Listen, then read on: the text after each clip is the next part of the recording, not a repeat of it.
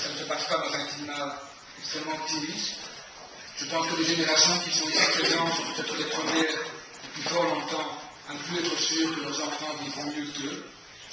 Mais n'empêche qu'on doit essayer et qu'on doit donc intervenir de façon constante. Intervenir comme mouvement syndical.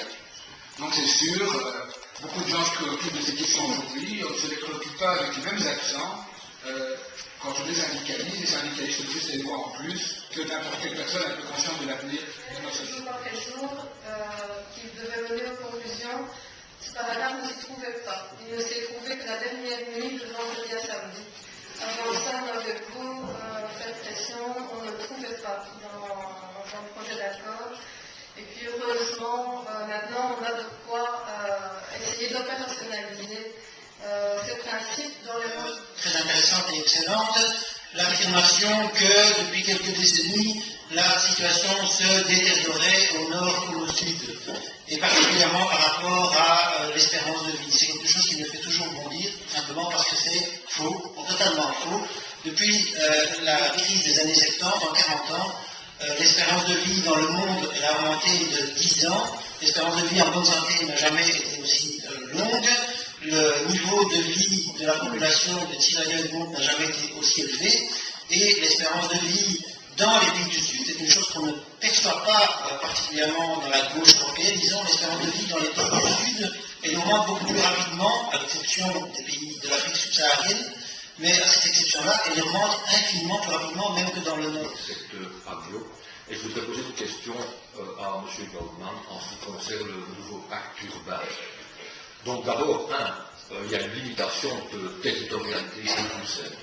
2, une densité de population. C'est clair. Donc si on suit la logique qui a été développée, on s'oriente vers la construction d'immeubles tours. Puisque ce n'est pas possible, le territoire n'est pas extensible. On sait que ces projets d'immeubles tours sont extrêmement coûteux, notamment au niveau des frais de fonctionnement et des charges. Cette expérience a déjà été vécue dans les années 70 et s'est traduite par un échec.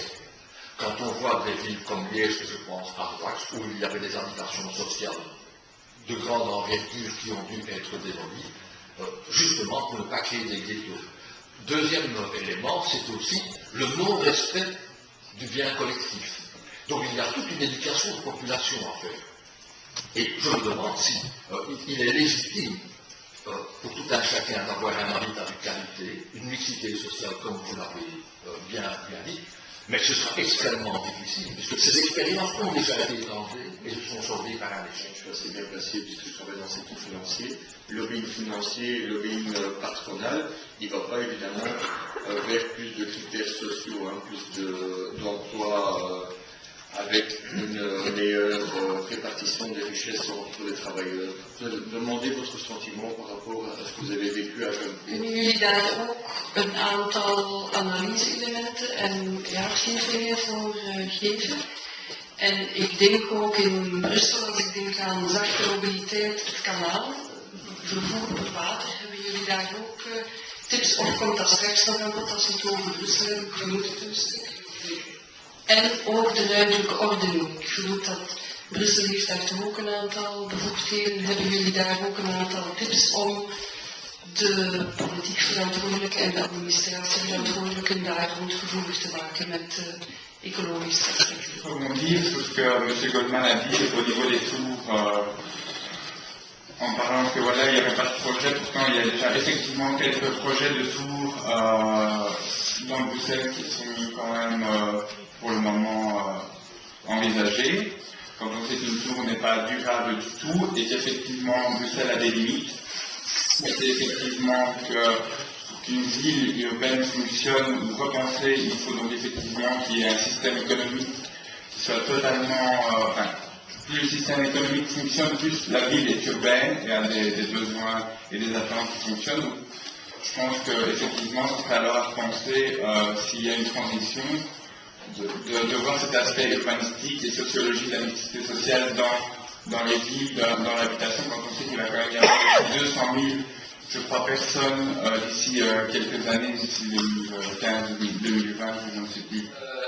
Disons, les limites, la frontière, et la dépasse comme ça sans le savoir parfois, et cherche à évoluer depuis HF à Klein, ou d'autres accidents de ce genre. Bon, un élément important dans la démographie, c'est que Bruxelles est disons que la population actuelle, qui est en train de monter de nouveau dans le 21e siècle, ne monte pas à cause des Belges.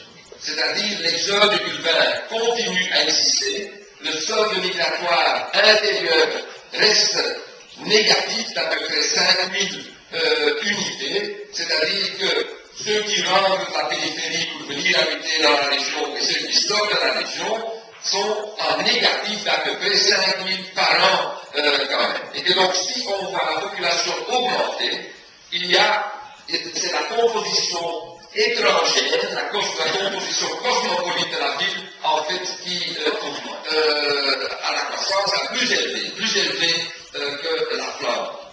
Et donc, Bruxelles est très important dans l'économie belge. Foncièrement, c'est la raison pourquoi ce pays ne va jamais se séparer. Parce qu'il est clair qu'aucune des deux régions n'est viable sans Bruxelles et aucune des deux régions va pouvoir se séparer avec Bruxelles. Et donc ça semble absolument clair. Je pense que ce qui est avec l'avant actuellement, c'est que Bruxelles n'est pas le problème de ce pays, mais c'est la solution pour ce pays et qu'il faut donc montrer en réalité cette réalité urbaine et mixte qui ne répond pas à ce modèle bicommunautaire, national, territorial qui a été proposé. Donc 700 000 emplois anglo, je ne vais pas détailler les chiffres, mais donc si on regarde la zone métropolitaine bruxelloise, qui d'ailleurs est très étendue, qui inclut des faubourgs comme Leuven, à Tobac, à Los, Berlin, etc. Mais donc, au niveau, disons, de la zone économique, du bassin de l'emploi, c'est en réalité cette zone économique.